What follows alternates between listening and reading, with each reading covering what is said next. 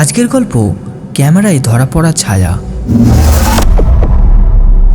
ঘরের ভিতরে একদম নিস্তব্ধতা, জানালার পর্দা টানা, বাইরে রাতের বাতাস পর্যন্ত ঢুকতে পারছে না। সেই অন্ধকারের ঘরের মাঝখানে দাঁড়িয়েছিল রাহুল, হাতে ক্যামেরা নিয়ে। ক্যামেরার লাল আলোটা জ্বলে উঠতেই তার বুকের ভিতর হঠাৎ অদ্ভুত চাপ অনুভব হলো। স্ক্রিনে ঘরের ছবি ভেসে উঠল, কিন্তু সেই ছবিটার বাস্তব ঘরের সঙ্গে ঠিক মিলছে না। স্ক্রিনে দেখাচ্ছিল ঘরের এক কোণে কেউ দাঁড়িয়ে আছে, অথচ বাস্তবে সেই কোণে একেবারেই ফাঁকা।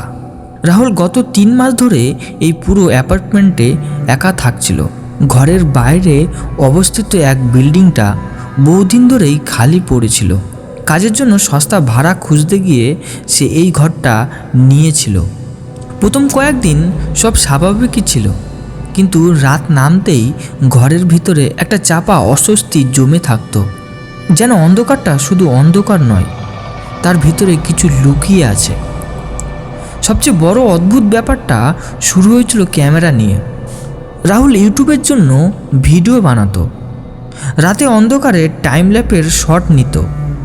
এক রাতে হঠাৎ খেয়াল করে ক্যামেরার স্ক্রিনে ঘরের জানালাগুলো একটু আলাদা দেখাচ্ছে, দেয়ালগুলো যেন বেশি কাছে, ছায়াগুলো অস্বাভাবিক লম্বা। সে ভেবেছিল হয়তো লাইটের সমস্যা, কিন্তু আজ রাতটা আলাদা ছিল। ক্যামেরা অন করতেই স্ক্রিনে স্পষ্ট দেখা গেল ঘরের পিছনের দিকে একজন দাঁড়িয়ে আছে, মাথা নিচু, চুল মুখ ঢেকে রেখেছে। রাহুল ধীরে ধীরে ঘাড় ঘুরিয়ে পেছনে তাকালো, কিছুই নেই। আবার স্ক্রিনের দিকে তাকাতেই সেই অবয়বটা আরও কাছে চলে এসেছে। তার শ্বাস ভারী হয়ে এলো। ঘরের ভিতরে হালকা একটা ঠান্ডা হাওয়া বয়ে গেল, যদিও সব দরজা জানালা বন্ধ।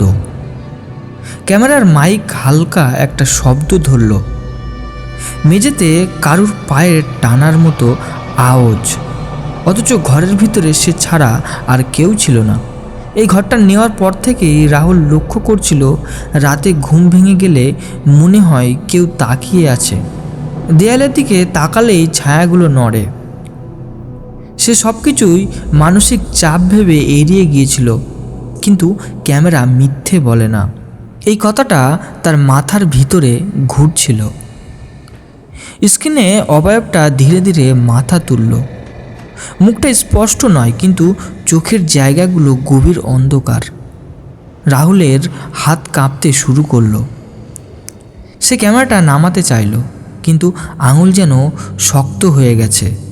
ঠিক তখন স্ক্রিনে দেখা গেল ঘরের দরজাটা নিজে নিজেই বন্ধ হচ্ছে।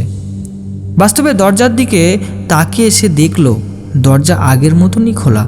এই অমিলটা তাকে সবচেয়ে বেশি ভয় দেখালো।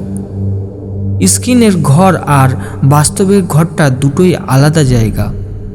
স্ক্রিনে সে ছায়ামূর্তি এবার একদম সামনে, ক্যামেরার লেন্সে খুব কাছে। হঠাৎ স্ক্রিনে একটা দাগ পড়ে গেল, যেন কেউ লেন্সে আঙুল ছোঁয়ালো। সে মুহূর্তে ঘরের আলো হালকা কেঁপে উঠল। রাহুল অনুভব করল তার পিছনে কেউ দাঁড়িয়ে আছে, গলার কাছে ঠান্ডা নিঃশ্বাসের স্পষ্ট। সে আর পিছনে তাকায়নি। স্ক্রিনে চোখ আটকে ছিল, কারণ সেখানে দেখা যাচ্ছিল তার নিজের পেছনে দাঁড়িয়ে থাকা সেই ছায়া। কয়েক সেকেন্ড পর ক্যামেরার স্ক্রিন কালো হয়ে গেল। ঘরের ভিতরে আবার নিস্তব্ধতা, আলো স্বাভাবিক, কোনো ছায়া নেই। রাহুল দৌড়ে ঘর থেকে বেরিয়ে আসে। সেদিন রাতে সে আর ফেরেনি। পরের দিন সকালে অ্যাপার্টমেন্টটা খালি করে দেয়। ক্যামেরাটা সঙ্গে নিয়ে যায়নি। কয়েকদিন পর সাহস করে সে ক্যামেরার মেমোরি কার্ডটা খুলে দেখে। শেষ ভিডিওটা চলছিল ঠিকই, কিন্তু সেখানে শুধু অন্ধকার, ঘর নয়। স্ক্রিনের মাঝখানে রাহুল নিজেই দাঁড়িয়ে আছে, স্থির, চোখ বন্ধ। আর তার ঠিক পিছনে সেই অন্ধকার অবয়বটা ধীরে ধীরে তার সঙ্গে মিশে যাচ্ছে।